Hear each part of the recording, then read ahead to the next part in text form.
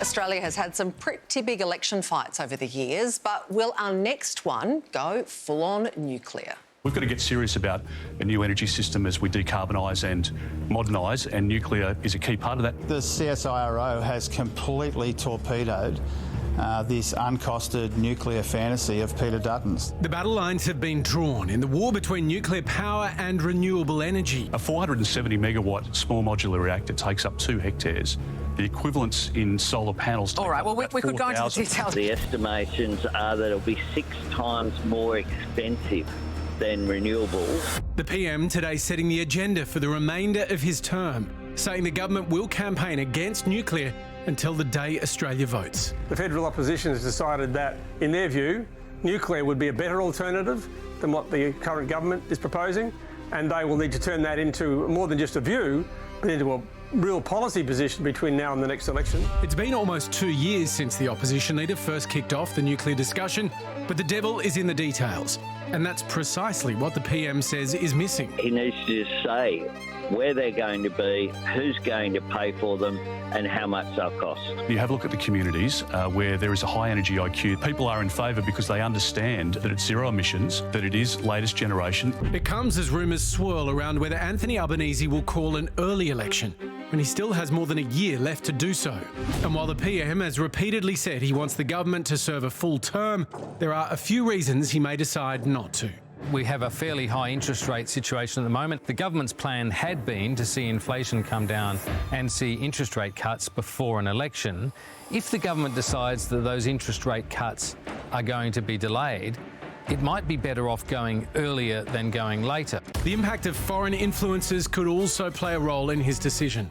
If Trump were to win the election on November 5, then I think that would increase anxiety in Australia. Now, that may play that Australians look for the tougher hand, or it may mean that Australian voters decide they want stability and stick with the government that they have put in 2022. So will Albo stick to his guns and hold out until next year?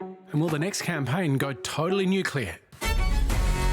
Let's go to The Guardian's Amy Remeikis. Amy, should we be bracing ourselves for a nuclear election?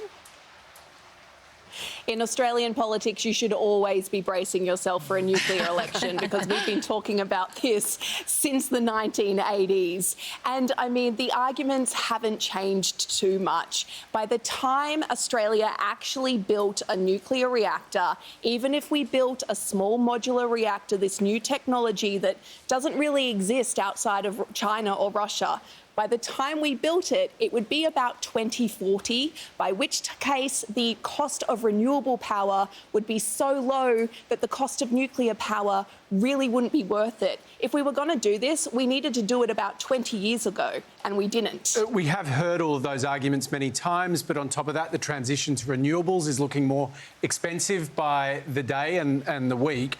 And the polls are starting to shift. Australians, some of us, are starting to open our minds to nuclear. Does that tell us maybe that the coalition's onto something?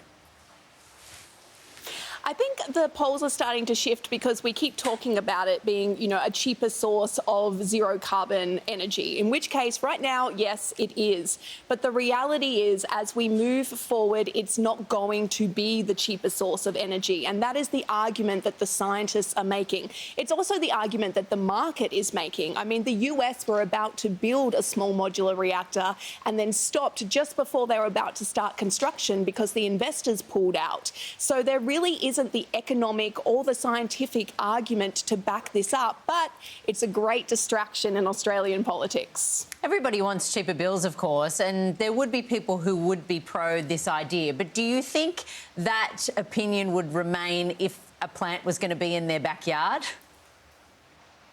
Yeah, I mean, like, that's the kicker, right? And one of the big issues is that you can't just decide which electorate you're going to put it in based on, you know, which electorate wants it. Nuclear power plants need some really specific geographic requirements, i.e. water, which means that they're usually along coastlines or close to rivers or lakes. And while it might sound great in theory, I don't think anyone in Bondi or the Mornington Peninsula or on the Sunshine Coast is going to be too pleased with having a nuclear reactor in their backyard. So, Amy, Barnaby Joyce has the idea that if you can see a nuclear power plant from your home, you'd get free electricity. Do you think that would get people over the line in these, you know, electorates where they're going to build them?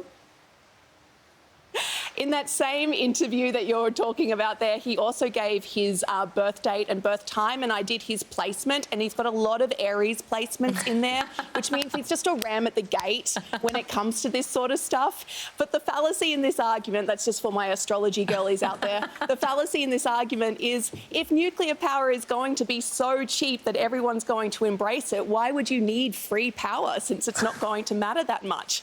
I don't think that's really going to get Australians across the line. But hey, Barnaby is Australia's best retail politician for a reason. I literally didn't understand any of that astrology stuff, but it was great. Amy Remeikis, thanks so much for your time. Thank you.